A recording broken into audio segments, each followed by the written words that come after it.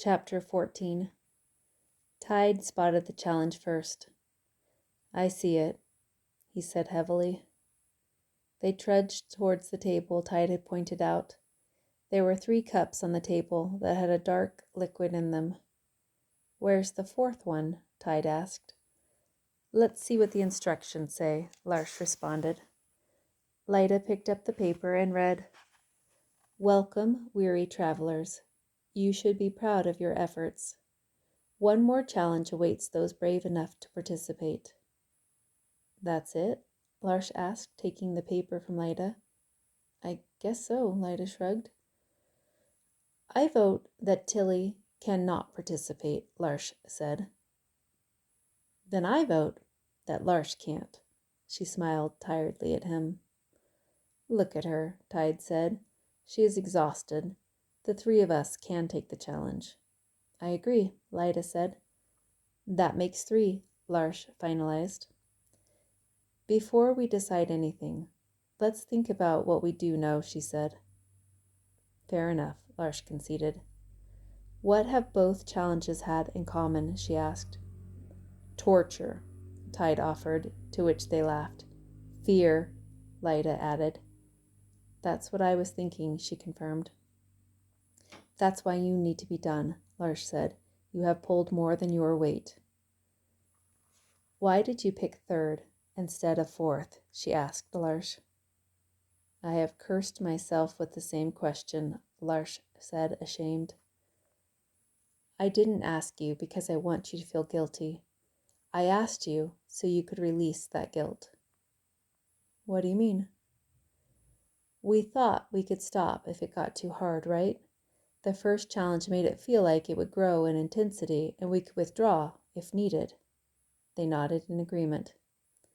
"We didn't know until the 2nd challenge that we couldn't stop once we started.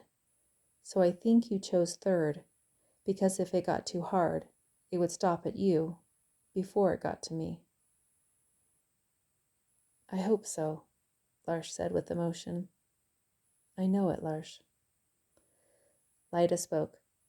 "I don't want to sound like I am trying to be a hero, especially after hearing that about Larsh, but I feel like I need to do this. Each challenge has been harder, so whatever is in the cups will be worse than what we have already done," Tide counseled. Lyda nodded. Tide spoke again. "We also don't need to do this. I want to, but maybe the other teams have done well, and we don't have to finish all of them." "And if they haven't?" Larsh asked.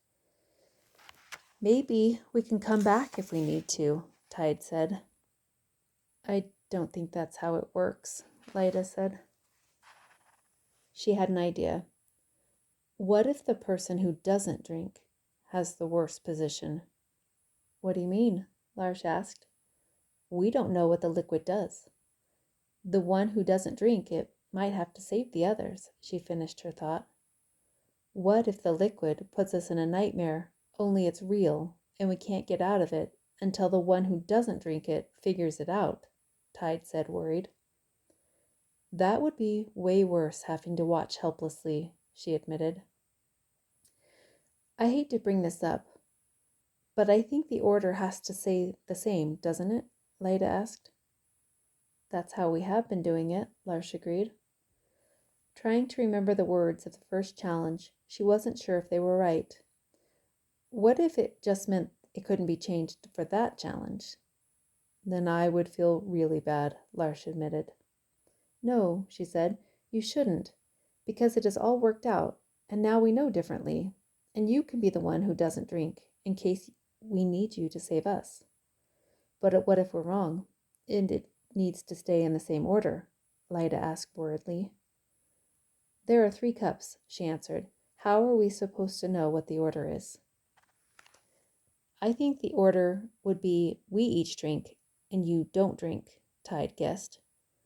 "But what if Tilly is right, and the one who doesn't drink is the hardest part?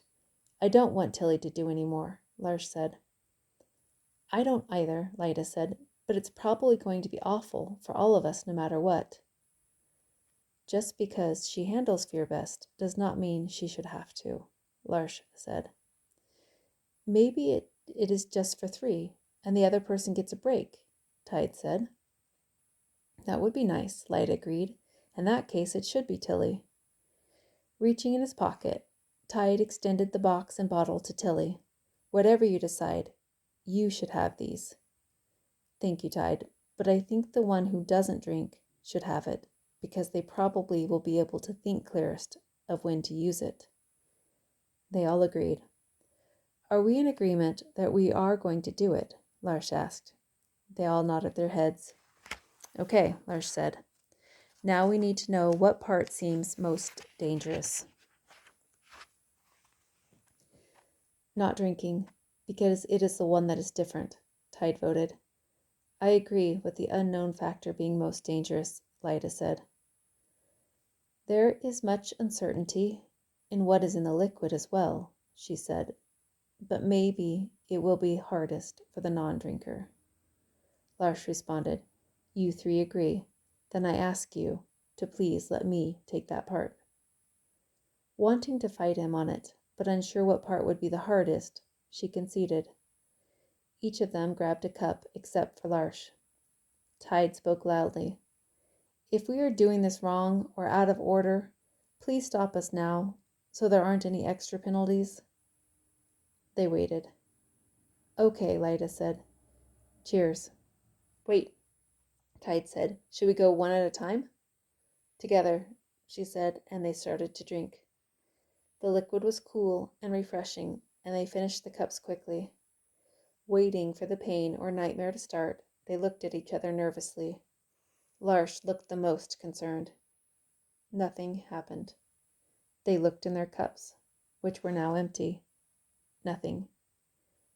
Did we do it wrong? Lyda asked. I don't know, Tide responded. What do we do now? Lars asked. I don't know, Tide said again. Looking at the directions again, they saw nothing new or enlightening. Maybe we wait? Lyda asked. Okay, Tide answered. Waiting for pain sounds good. They laughed. Maybe like this morning, we just need to go, she offered.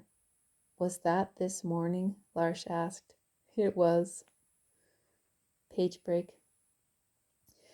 Exultant from avoiding the expected pain, they hurried down the path, hoping to reunite with the rest of the team.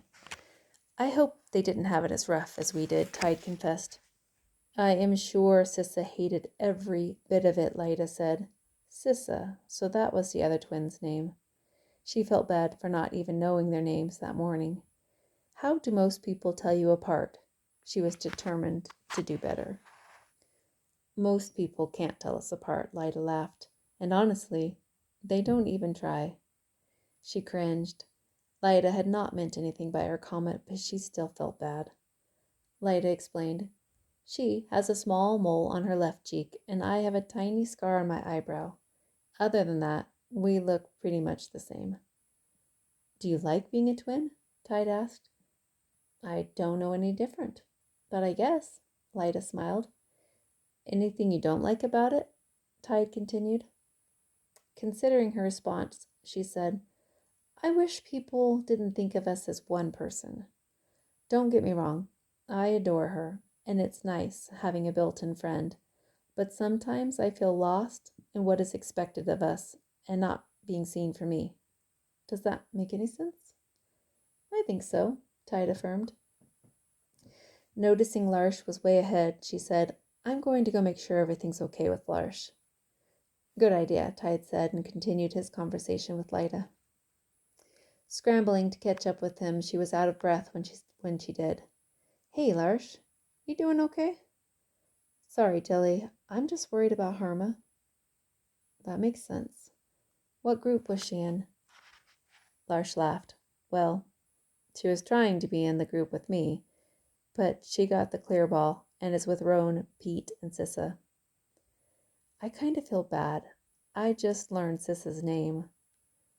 I know their names, but can never tell them apart. Lyda has a scar on her eyebrow, and Sissa has a mole on her cheek. Lars looked impressed, so she quickly corrected him. She just told Lars and I'm trying to do better at getting to know everyone. That's nice, Tilly. Keeping up with him was hard, but she kept pushing herself. It's nice Harma got to be in Rowan's group, if she couldn't be with you.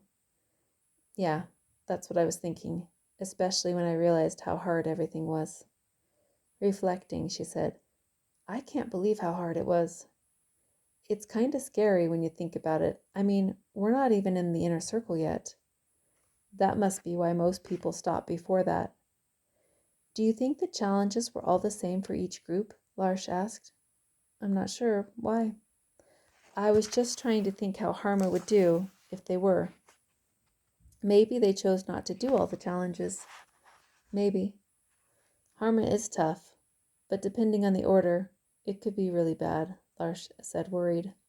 Or maybe Rowan helped Harma the way you helped me. I hope she's okay. Knowing his worrying wasn't helping Harma, she asked a question to get his mind on something else.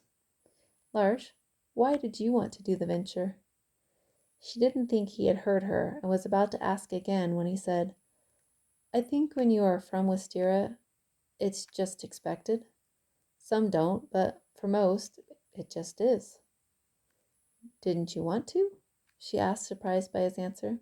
Yeah, sure. I mean, what guy doesn't want to challenge himself and see what he can do? And Harma? Harma definitely did. Yesterday was good for us, but today was hard. I didn't realize how tough it would be. Are you glad you did it? Yeah, I'm glad I pushed myself. I know myself in a way I didn't before. I like the way you said that, she said. She was just about to ask him about his family's ventures experiences.